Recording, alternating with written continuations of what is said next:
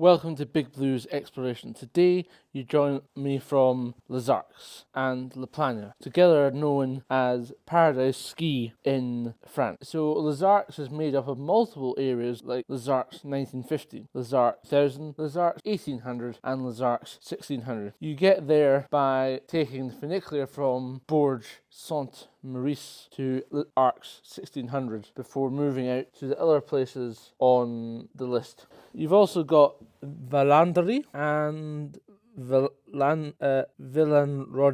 which are two towns which are part of the Les Arcs part of La Plagne, and then Les Arcs. And then on the right hand side of the map, we will speak about that tomorrow in the next video. Around here we also have La Rosière, and then on the French side, and then the Tuile on the Italian side, which is opposite from Vollinger, as well as Santa Foy, which is opposite on the right hand side, and then round the valley from Bourges Saint-Maurice you have Val d'Isère and Teens. My trip started yesterday, actually the day before yesterday, in Scotland, where I flew from Glasgow Airport to London. I had an enjoyable time in the Cathay Pacific first class lounge, having an interesting meal, including with some dim sum and also the Western option, because it was interesting to see how they did that. After then leaving for my flight to Lyon, which arrived on time, and I was actually through really quickly, got my bags, got to the train station, but that's where the fun stopped. I ended up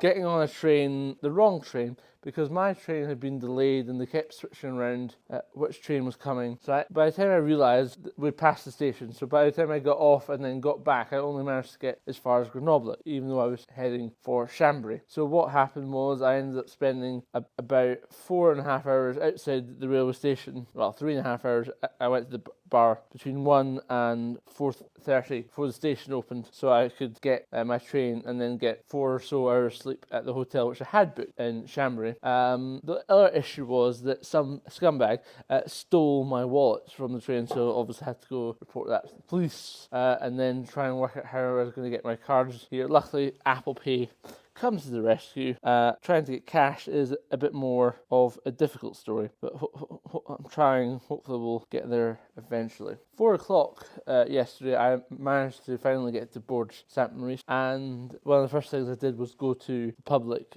swimming pool, which was very nice. A good way to relax after a long day of travel or skiing, and then made my way to find a good restaurant, which I did find, and I had a really good duck dish with a mustard sauce and some squash. The squash was it was funny, it was actually held up like squash, like a squash slob, but it was presented well and it really tasted excellent at Le Chalepot, which is on the main street. Really well worth it, a visit. Then this morning I had breakfast in the hotel that I'm staying in. It's got a dormitory bit and also a hotel bit, but you could add breakfast on my booking, which I did. Breakfast was pretty decent, a bit small, but definitely reasonable for what they were charging for breakfast. Then I went down to the funicular to get my pass, €74 per day for 3 days, so 223.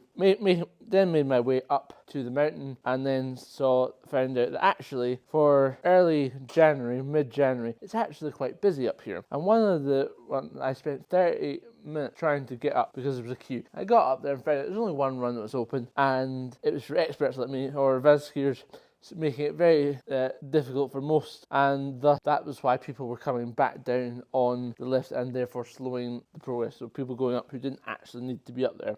My initial thoughts about Paradise Ski is that it's heading towards a 7.2. I will explain my reasoning for that later on, but generally it's because setting out, so based on the lift infrastructure, how busy it is, obviously the food availability, quality in resort and on the mountain, as well as skiing conditions. The lift here are actually quite slow, which I was surprised about, especially with such a big area and well renowned, as I've heard from lots of people. But overall, I do think the resort has its issues. I think one of the big disadvantages is the fact that so many people have now heard about the resort. Everyone's coming here from as far as London on the train and Amsterdam with Eurostar on a Saturday. So a resort that would have once been quite quiet any time is now getting busy, and as ski instructor over here complaining about was saying, oh, you should come in February? I'm like, yes, that's why I don't come in February. I think overall, as you'll see in the video, the results are nice, but it's quite disjointed. It takes a long time to get from one point to another, and the lifts are slow